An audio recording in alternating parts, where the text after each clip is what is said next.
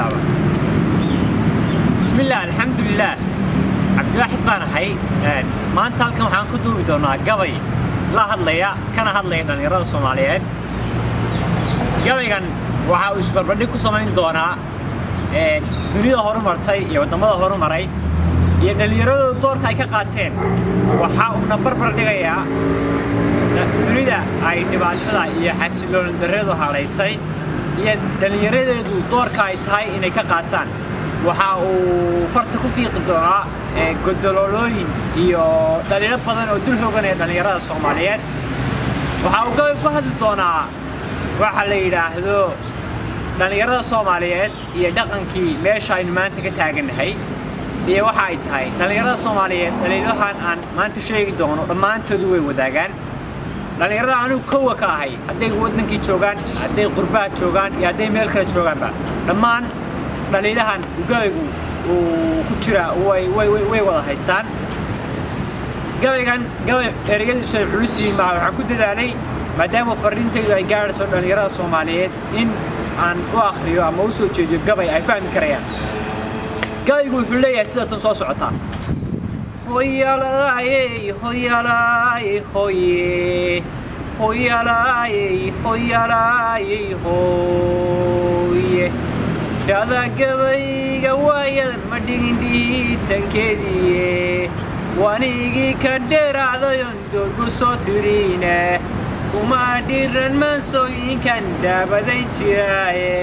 ma dhitaynba waayadan haddan dhilo culayaaye oo dhayaalna uma aan tirshiya gabayga dheldhele dhaqaalena kuman raadsadiyo dhuni cumistiye dhigashiyo waxaan dhigtayo qalin kuman dhibin hibow rabbigu idhashoon dhowra weeyaane dhitaadiisa baan fiiriya aakhira dhimaane afartan dhadi gabayga iyo horuu dhiciside afar kadeenaan dhow oo aan dhuuxa ka caddeeyo adduunyadan dhalalka nimcadu dhe kastaba talo adduunyadan dhulkii labaan ceedayaa xudhemashay adduunyadu nimcadu biyaa dhigta dhe kastaba talo adduunyadan dhaqaalaha leh iyo dhimankiiyo lulka dhalinyaro ayuun baa dhashay taas u dhagayeesha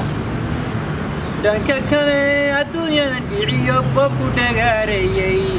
adduunyadan dhibti badatay ee dhumuucu weynaatay adduunyadan dhufayskii batiya dhibiic rasaaseedku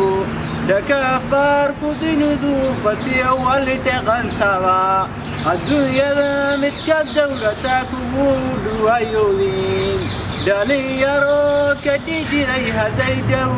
adeegaynin dhadaadaynu roob moodayna eedna dhalanteede afartaasna erey andhiya dhigaashadaydindhe dhacdan hadalku koobaynin oo neraygu dhiibayndhe afar kale dhambaal baan ka dhigiya dhagiyeesha dhalinyarada Soomaaliyeed baan u dhigayaaye iyagaan wax badan dhaadinoon dhuxu shubayaaye dhalinyarada Soomaaliyeed dhuuxa hadalkayga dhagaartii shishayaha ayaa damaac la jiiftaane waydinka la dhudhubtayoo dhimaana noolayne waydinka dhulkiinii nocon cidiiba dhaadayne waynaka qurbaha dhoobanoo turay dhaqankiiye waynaka rafaradi jarooxira dhinaaciye waynakaas raggeeni dhammaasuunku dhibayaaye ilaahay kuwa tuse waxaad arkaysaa dhalinyaro Soomaaliyeed oo waxa la yiraahdo halkii magac iyo maal iyo masab laga sugayay iyagii suunka dhibayo dabadu qaawan tahay markaasaad oranaysaa ilaahay kun iyo waxba ay keenay yaa dabadooda iga qariya waynaka raggeeni dhammaasuunku dhibayaaye waynaka cilmina dhigaanon deefna ka helayne waynaka ka dhidhiyin wixii ceeb ku dhibayaaye ويدين كاس الدنيا كديما أخيرا ودلمي ويدين كاس دنكي ني بلشة الله صدعاء ويدين كاس دنكي ني بلشة الله صدعاء دليرة الصوماليات بقولكم تطبعات هوية شعب الصوماليات وعلى هذا وحدنا مدة oo ay baa tahay inay kaalintooda gabeen qof 35 jira dagaalkii maanta dagaalkii burburkii wadankeena ka dhacay 30 sano ka soo wareegay ilaahay miyuu ku tusay qof weyn oo la leeyahay 30 jir baa tahay dhalinyaradii berrina waa tahay bati dhalinyaradii berrito dhalinyaradii maanta tahay adduunka markaad eegto dhalinyaradu maalinka ay 15 jir gaaraan bay wadankooda saameyn ku yeeshaan innakana ku eegi oo wax TikTok isla soo duubay daba soo qaawistay iyo wax waxa la yaas dunjiriyo waa la leeyahay mustaqbalkii barigatiin ma saas intaas ay ku soo gororsataa.